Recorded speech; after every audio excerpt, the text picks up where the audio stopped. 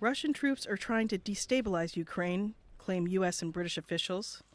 But Russia's foreign minister says that's not the case.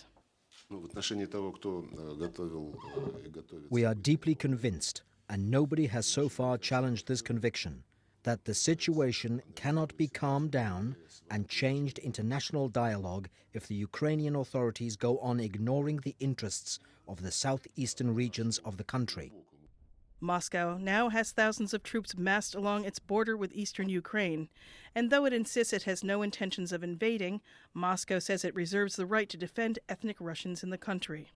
Analyst Irina Tymczyszyn says Russia has a very clear mandate. The Russian strategy appears to be that to restore the Soviet Union as it was before the collapse of the Soviet, before 1991, and possibly more.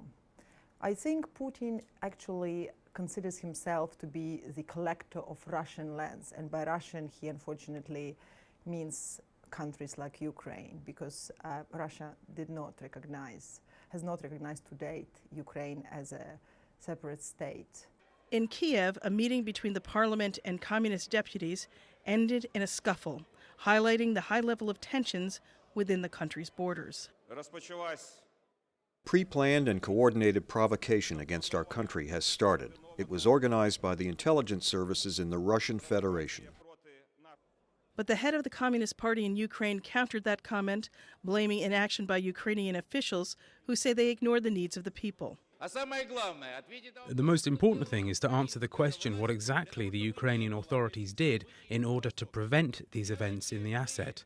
Let's start with analyzing the demands of the citizens, who remain the people of Ukraine, living in Luhansk, Donetsk, and other regions they came to the streets with, and what's right they want to defend.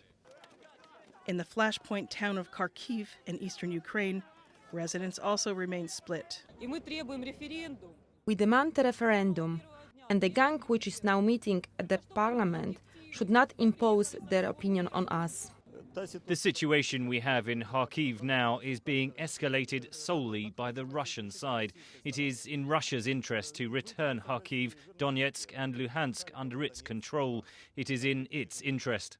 Analyst Tymczyszyn agrees. Right now, the West is sending a message which is very different, just indicating consistent, quite dismay over Putin's actions. For him, it means he can go ahead and do as he pleases, because he does not feel that the response will be sufficiently damaging for him.